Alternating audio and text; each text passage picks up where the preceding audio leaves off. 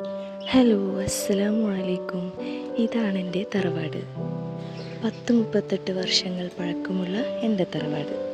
എൻ്റെ നല്ലമ്മ, അതായത് ഉപ്പാടെ ഉമ്മാക്ക് 14 മക്കളായിരുന്നു. 8 ആണും 6 പെണ്ണും. ഒരു മോള് ചെറുപ്പത്തിലേ മരിച്ചുപോയി. ബാക്കി 13 മക്കളും അവരുടെ മക്കളും എല്ലാം ജീവിച്ച് വളർന്ന എൻ്റെ തറവാട്. എൻ്റെ ഉപ്പാടൊക്കെ ചെറുപ്പത്തിൽ ഇത് ഓല വീടായിരുന്നു. അവിടുന്ന് കുറച്ച് കാലങ്ങൾ കഴിഞ്ഞപ്പോഴാണ് ഇത് വാർപ്പ് വീടാക്കിയത്. നിറയെ മരങ്ങളും ചെടികളും കൊണ്ട് നിറഞ്ഞു മൂടിയ ഒരു വീടാണ് ഞങ്ങളുടെ തറവാട്.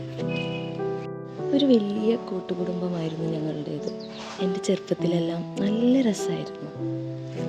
എന്നും വീട്ടിൽ ചിരിയും കളിയും അങ്ങനെ ആഘോഷമുള്ള വീട് പോലായിരുന്നു.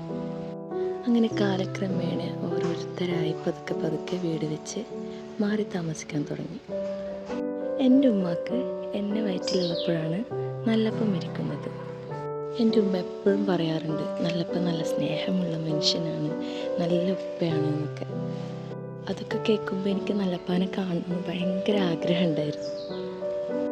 ഞാനൊരു 5-6 ക്ലാസ്സിലൊക്കെ പഠിക്കുമ്പോൾ ഏകദേശം ആ സമയത്താണ് എൻ്റെ വേറെ 2 മൂത്തപ്പന്മാർ ഇതുപോലെ വയ്യാണ്ടായിട്ട് മരണപ്പെടുന്നത്.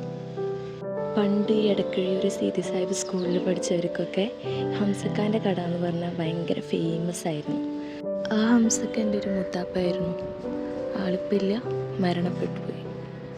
അതിനുശേഷം ഞാനൊരു 10ാം ക്ലാസ്സിൽ പഠിക്കുന്ന സമയത്താണ് ഞങ്ങളുടെ നല്ലമ്മയും ഞങ്ങളെ വിട്ടു പോകുന്നത്. ഇപ്പോൾ തറവാട്ടിൽ 3 ഫാമിലിയാണ് താമസിക്കുന്നത്. ഒന്ന് ഞങ്ങളും പിന്നെ എൻ്റെ 2 കുഞ്ഞിപ്പന്മാരും അവരുടെ ഫാമിലി.